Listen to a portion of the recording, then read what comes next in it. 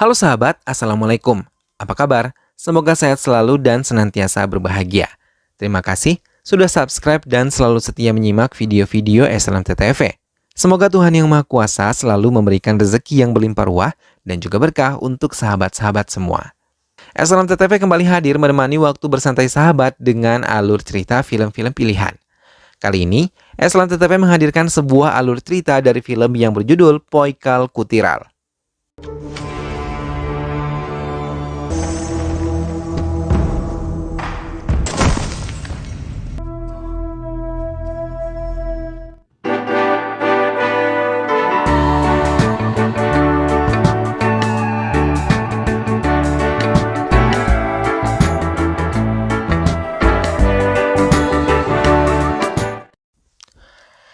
Katirafan digantung oleh beberapa orang dengan penuh luka di tubuhnya. Tak lama dua orang datang dan kembali memukuli Katirafan. Hingga ia mengerang dan tak lama ia dilepaskan dari gantungannya dan dibiarkan tergeletak di lantai.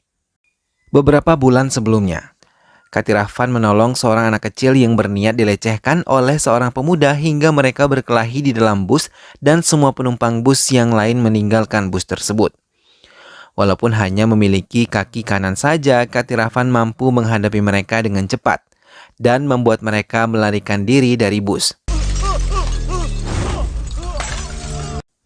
Katirafan meminta semua orang tua untuk bisa lebih dalam menjaga anak perempuannya.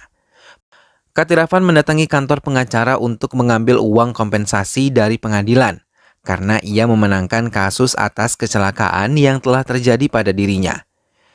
Ia ingat sekali kalau kecelakaan itulah yang menyebabkan ia kehilangan kaki kirinya dan juga istrinya hingga ia kini hanya tinggal bersama Magis, putri kecilnya. Katirafan berencana menggunakan uang tersebut untuk biaya pendidikan putrinya hingga ia dewasa kelak. Tapi Magis sendiri tidak setuju dan mengatakan uang tersebut lebih baik untuk membeli kaki palsu untuk ayahnya seperti yang ia lihat di YouTube. Mereka pun mendatangi rumah sakit untuk mendapatkan pemeriksaan kakinya agar kaki palsu yang didapatkannya sesuai dengan keluhan selama ini. Hingga akhirnya Katirafan mendapatkan kaki baru untuk dirinya. Bersama Magis, ia melatih kakinya untuk bisa disesuaikan dan Katirafan tidak lagi menggunakan tongkat. Tapi beberapa temannya yang tidak tahu kalau ayah Magis sudah tidak lagi menggunakan tongkat selalu membulinya. Magis bersama teman-temannya menampilkan penampilan terbaik mereka di acara sekolah yang dihadiri para orang tua termasuk Katirafan. Namun di tengah penampilannya Magis merasa pusing. Ia mencoba menahan tapi lama-kelamaan ia tidak sanggup hingga akhirnya ia pingsan. Mengetahui putrinya tidak dalam keadaan baik, Katirafan berlari menuju panggung dan memeriksa keadaan putrinya. Katirafan menggendong Magis untuk dibawa ke rumah sakit. Sampai di rumah sakit, Magis diperiksa secara detail oleh pihak dokter. Hingga keesokan harinya, dokter mengabari kalau Magis telah dipindahkan ke ruang rawat anak. Mendengar hal itu, Katirafan langsung menemui putrinya. Gauri, istri dari Madan, sudah berada di ruangan itu untuk menemani Magis. Seorang dokter ahli jantung berbicara sendiri pada Katirafan kalau Magis menderita kelainan pada saluran jantung hingga harus dilakukan operasi pemotongan saluran jantung tersebut pada tubuh Magis. Dokter hanya memberi batas waktu setengah bulan untuk bisa menyiapkan dana yang diperlukan untuk operasi Magis. Katirafan yang bingung bagaimana cara mendapatkan uang tersebut hanya bisa terdiam dan menyanggupi permintaan dari dokter. Katirafan mendatangi ayahnya yang dihukum di penjara. Ia menceritakan semua kesulitannya kepada ayahnya. Namun ayahnya yang berada di penjara tidak memiliki uang. Ayah Katirafan memberi saran untuk menculik anak seorang pengusaha besar. Mendengar hal itu, Katirafan sama sekali tidak setuju dan pergi meninggalkan penjara ayahnya. Katirafan terpaksa menjual semua barang-barang yang ada di rumahnya termasuk sepeda milik Magis. Gauri pun memberikan sejumlah perhiasannya untuk membantu Katirafan. Namun semua uang yang dikumpulkan masih belum cukup hingga pihak rumah sakit terus menekan Katirafan untuk secepatnya melunasi tagihan rumah sakit putrinya. Katirafan akhirnya ditemukan oleh pengurus LSM yang bisa membantunya. Ia diantar menuju kantor LSM itu dan Katirafan pun dijelaskan bagaimana caranya untuk bisa mendapatkan bantuan dari LSM. Ia diminta membuat video memelas untuk kesembuhan putrinya. Katirafan ragu karena menganggap ini mengemis, tapi demi magis ia harus melakukannya. Ia membuat video meminta belas kasih kepada warga. Kemudian semua video itu diupload di media sosial dan orang-orang yang melihatnya merasa kasihan dan menyumbangkan uang mereka pada LSM yang menangani Katirafan. Uang yang dihasilkan oleh video Katirafan pun melebihi target dari yang dibutuhkan. Namun kepala LSM itu mengatakan kalau uang tersebut bisa diambil 2 hari lagi. Katirafan pun menurutinya dan mengatakan kepada Gowri tentang pelunasan biaya rumah sakit yang akan segera ia lakukan. Katirafan segera mendatangi kantor LSM itu kembali. Namun ia sangat terkejut ketika mengetahui LSM itu menipunya dan membawa uang sebanyak 40 juta rupiah. Katirafan pun merasa kecewa dan sedih hingga ia memutuskan untuk menemui ayahnya kembali dan menerima tawaran ayahnya untuk menculik anak dari pengusaha besar. Walaupun di penjara, ayah Katirafan selalu mengumpulkan semua artikel tentang Sreya, anak wanita yang akan diculik. Sreya adalah cucu dari Siva Subramaniam, pemilik perusahaan RMR Transcorp Import dan Ekspor terbesar di India. Rudra adalah manajer perusahaan sekaligus putri satu-satunya dari Siva Subramaniam. Deva adalah salah satu staf karyawan di perusahaan itu. Namun Rudra dan Deva saling jatuh cinta. Siva Subramaniam sama sekali tidak menyetujui hubungan mereka.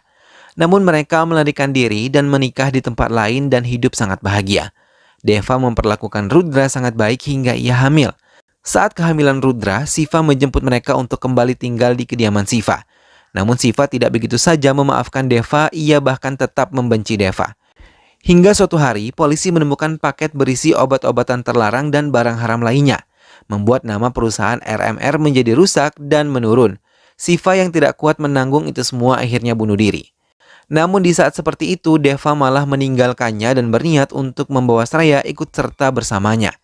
Rudra menolak dan mengatakan Deva bisa meninggalkan tempatnya tapi tidak diizinkan membawa putri mereka. Hingga Rudra pun akhirnya bangkit dan kembali menyusun semangatnya untuk memimpin perusahaan. Namun karena perdebatan dan perebutan hak asuh dari Sreya, membuatnya sering mengalami serangan jantung.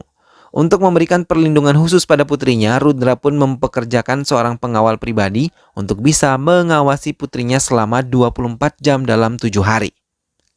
Katirafan yang mendengarkan semua penjelasan dari ayahnya mulai menyusun rencana untuk bisa menculik Sreya dan lolos dari pantauan pengawal pribadinya. Madan yang juga menyayangi Magis memutuskan untuk mengikuti Katirafan untuk menculik Sreya. Mereka pun mengikuti kegiatan Sreya hingga tahu kapan waktu yang tepat untuk menculiknya. Bahkan Katirafan berhasil menyusup ke kantor Rudra dan memasang alat penyadap di kantor Rudra. Katirafan selalu mendengar pembicaraan yang dilakukan Rudra di dalam ruangannya. Bahkan ia pun tahu bagaimana Rudra menderita penyakit jantung dan tergantung pada obat yang diberikan dari dokter. Katirafan memutuskan untuk menculik Sreya di hari Jumat saat Deva menjemputnya. Ia bersama Madan menyusun rencana dan mengacaukan perjalanan Deva menuju sekolah. Dan Katirafan menyamar menjadi pekerja Deva yang dipercaya untuk menjemput Sreya. Namun tanpa diketahui oleh mereka, Ahmed penjaga pribadi Sreya telah mengetahui pergerakan Katirafan yang selalu mengikuti Rudra dan Sreya bahkan menemukan alat penyadap yang terpasang pada meja kerja Rudra. Ia mencurigai kalau Katirafan adalah sindikat penculikan anak. Mendengar hal itu, Rudra dan Ahmed langsung menuju ke sekolah. Katirafan yang ingin menjemput Sreya tidak dengan cepat mendapatkan Sreya. Hingga Madan memberitahu kalau Rudra datang ke sekolah bersama Ahmed. Katirafan terkejut saat Rudra melewati dirinya. Seorang penjaga sekolah mengatakan kalau Sreya tidak berada di kelas. Rudra pun yang mencurigai Katirafan langsung menamparnya. Mereka membawa Katirafan dan menggantung serta menyiksanya. Hingga Rudra menemukan sebuah paket berisi baju Sreya. Katirafan mengatakan ia tidak menculiknya namun ada orang lain yang mendahului dirinya untuk menculik Sreya. Ia mengatakan kalau memang ia berniat menculik Sreya dengan alasan untuk menyelamatkan putrinya yang tengah dirawat di rumah sakit. Rudra pun melihat kejujuran di mata Katirafan dan memutuskan untuk menolong Magis.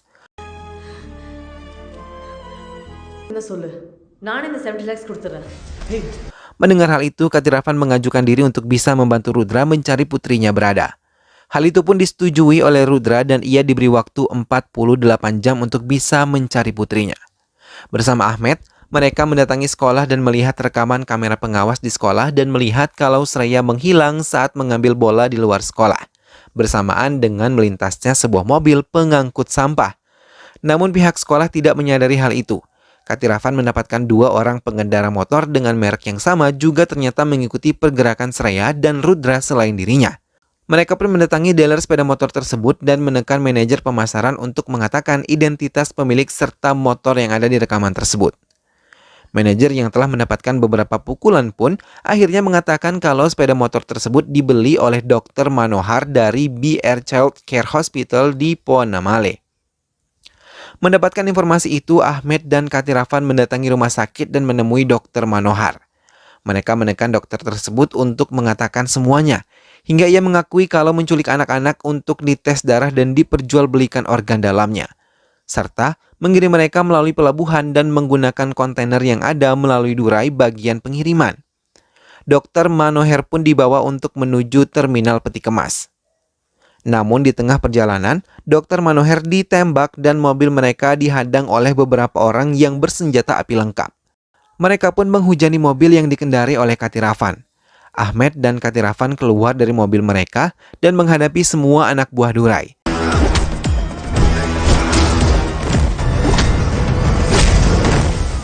Setelah menyelesaikannya, mereka bertemu dengan Durai.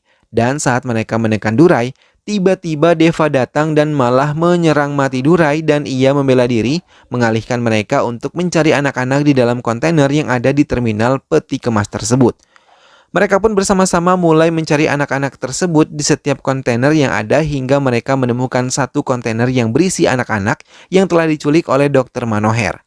Mereka pun membebaskannya, namun tidak menemukan Sreya di antara mereka semua. Mereka pun melaporkan pada Rudra tentang semua yang terjadi dan Deva pun membela diri kalau ia panik saat berebut senjata hingga ia menyerang Durai. Kemudian ia meminta maaf kepada Rudra tentang semua yang telah terjadi selama ini. Katiravan yang telah menjalankan tugasnya kembali berniat menemui putrinya yang masih dirawat. Pihak rumah sakit pun mengatakan kalau semua pengobatan Sreya telah dilunasi oleh Rudra. Dengan hati penuh kebahagiaan, ia mendatangi ruangan magis tapi ia tidak menemukannya. Dengan cepat, ia mencari keberadaan putrinya dan bertanya pada semua yang bekerja di rumah sakit, namun mereka tidak melihat keberadaan magis. Hal itu membuat Katiravan marah dan memaki salah satu petugas di sana. Tiba-tiba seseorang menelponnya dan mengatakan ia telah menculik magis dan meminta Katiravan bisa datang ke alamat yang telah ia kirimkan. Katiravan mendatangi sebuah gudang tua sesuai dengan alamat yang diberikan oleh si penelpon. Sampai di tempat itu, ia melihat Madan dan Gauri telah ditahan terlebih dahulu. Penculik itu pun menelponnya kembali dan menekannya untuk mengatakan pada Rudra kalau ia harus menyerahkan uang sebanyak 100 juta sebagai tebusan putrinya. Katiravan pun mengiyakan keinginan penculik dan menelpon Rudra. Mendengar hal itu, Rudra pun mendatangi tempat di mana mereka ingin bertemu. Rudra menyerahkan uang sebanyak yang diinginkan oleh penculik dan Katiravan pun kembali dibawa ke gudang tersebut setelah mencoba melarikan diri namun gagal. Di dalam gudang tersebut, ia sangat terkejut ketika melihat Deva membawa putrinya. Tak lama Madan dengan mudah melepaskan ikatannya dan mengaku telah bekerja sama dengan Deva untuk menculik putrinya sendiri. Deva menjelaskan ia ingin menguasai RMR seorang diri. Ia mengambil kesempatan saat bekerja di perusahaan itu untuk menjalani pekerjaan haramnya. Ia menyelundupkan obat-obatan terlarang dan semua uang palsu melalui kontainer milik Siva, karena tidak semua kontainer diperiksa isinya. Hingga saat polisi menemukan barang bukti, ia yang telah dengan sengaja melakukannya saat Siva hancur, ia sengaja menghabisi mertuanya dan menjadikannya tumbal. Ia berniat menguasai RMR, namun Rudra yang hancur malah bangkit dan tidak mempercayakan perusahaannya kepadanya. Deva memilih meninggalkan kediaman Rudra dan menjadi terlibat hutang hingga ia bekerja sama dengan mafia luar negeri. Mereka memberikan syarat untuk mengirimkan 25 anak kecil ke Afrika untuk bisa melunasi hutang Deva. Mendengar hal itu, Deva pun setuju. Tapi semua rusak karena Katiravan masuk ke skenario yang telah ia ciptakan dan ia berniat untuk menculik putrinya sendiri dan meminta tebusan pada Rudra karena ia membutuhkan uang. Namun ia juga mengatakan berencana untuk menghabisi Sreya dan akan membuat Rudra hancur, lalu ia perlahan-lahan akan menguasai RMR. Tapi Deva terkejut ketika Sreya tiba-tiba datang dan telah mendengar semuanya. Ia marah kepada ayahnya, namun ayahnya mencoba membujuknya agar Sreya tenang dan meminta anak buahnya untuk membawa Sreya menjauh dari tempatnya. Deva bersiap untuk menyerang Katiravan, tapi dengan cepat Katiravan menghantam kaki palsunya ke gardu listrik hingga terjadi ledakan kecil. Kesempatan itu digunakan oleh Katiravan untuk menyelamatkan Gauri. Sreya dan Magis masuk ke sebuah tempat dan ia sendiri bersiap menyerang mereka. Walaupun menggunakan satu kaki, ia mampu menghadapi mereka dan menghantam semua anak buah Deva dengan menggunakan besi, tapi Deva malah menghantam bagian belakang Katiravan hingga ia tersungkur jatuh dan berulang kali ia memukul bagian kaki Katiravan yang buntung. Namun teriakan Magis membuat Katiravan bangkit dan kembali melawan Deva. Namun, Deva menyerang Katiravan hingga membuatnya kembali terjatuh.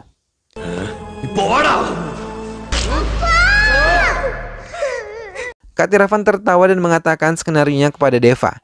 Ia mengatakan kalau semua yang terjadi di gudang ini telah diketahui oleh Rudra dan Madan hanya berpura-pura untuk menjadi anak buah Deva.